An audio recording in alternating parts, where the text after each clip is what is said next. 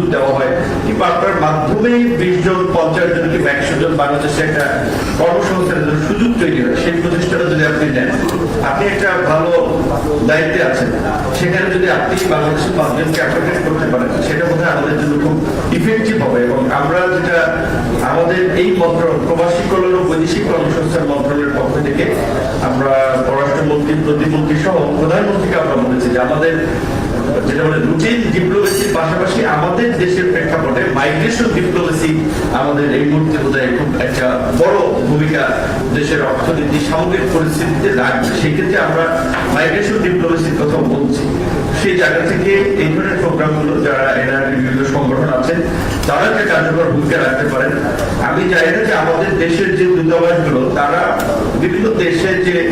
আপনার যারা আছে কনসুলার সেবা যারা দিচ্ছে, আমাদের দেশের জাতীয় দিবস কিংবা আমরা এখানে বিভিন্ন অ্যাম্বাসিগুলোতে যেভাবে দাওয়াত পেয়ে থাকি বিভিন্ন উৎসবে, এইভাবে আমাদের বাংলাদেশিদেরকে এটা আমাদের মাননীয় পররাষ্ট্র প্রতিমন্ত্রী ভালো জানেন, কোনো গ্যাপ থাকলে সেটা তারা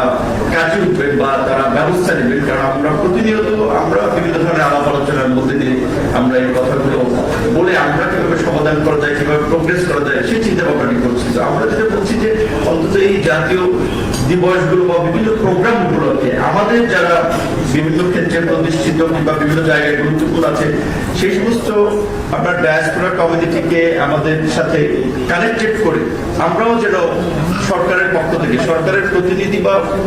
বিশেষ করে প্রতিনিধিত্বশীল সংগঠন তো সাধারণত দূতাবাস তারা যেন একটা উদ্যোগ নেয়, সেই জায়গা থেকে আমরা গুরুত্ব দিচ্ছি।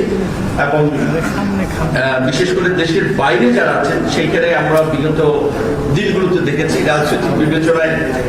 একেবারেই প্রতিষ্ঠিত সম্মানিত মানুষ নানানভাবে নাজেহাল হয়েছে বিভিন্ন দেশে। বাংলাদেশে আশা করি ভবিষ্যতে সেই অধ্যায়টা বা সেই পরিস্থিতিটা অন্তত আমাদের সরকার দ্বারা হবে না। প্রধানমন্ত্রী বিভিন্ন আপনার তার যে সেবামূলক প্রোগ্রাম আপনারা দেখেছেন যে ফ্যামিলি কার্ড, আপনার ইমাম মসজিদ পুরোহিতদের বেতন, খাল খনন কর্মসূচি, বিভিন্ন ধরনের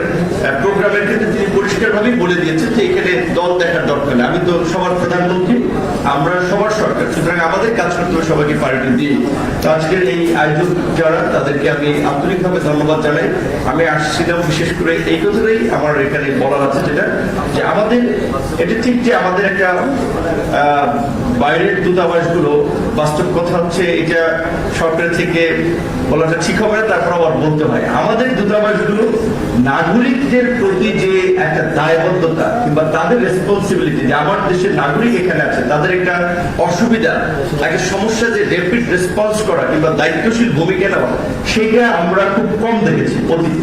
এখন আমরা চাচ্ছি যে এটা ওভারকাম করে এটাকে যেন তারা আসলে তাদের একটা এই দেশে আছে তাদের একটা নাগরিক তার সুবিধা অসুবিধা, এবং আপনারা জানেন যে মিডল ইস্টে আমাদের দেশের যারা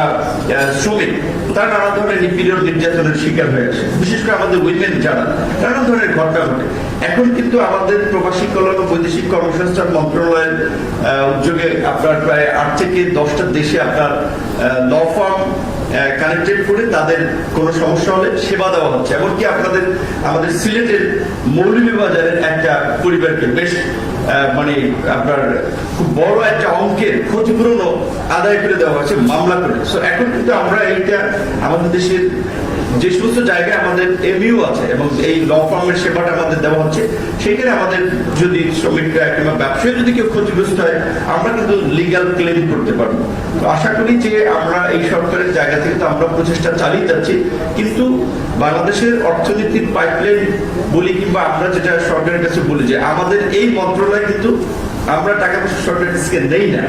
দেই অনেক ক্ষেত্রে আনে বাইরের ফরেন কারেন্সি এই মিনিস্ট্রির থ্রুতে আসে। তাহলে এই মিনিস্ট্রিতে তারা আমাদের দায়িত্বের জায়গা থেকে আমাদের সাধারণ যারা এই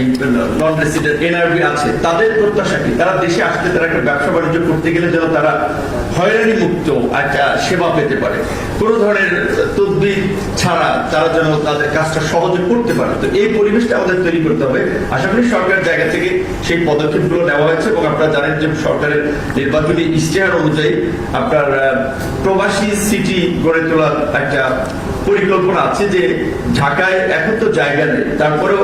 যদি ইতিমধ্যে আলোচনা হয়েছে যে পূর্বাঞ্চলে যদি ডেডিকেটেড করে প্রবাসীদের জন্য স্পেশালি একটা ছোট্ট এরিয়া ডেভেলপ করা যায়, প্লাস হচ্ছে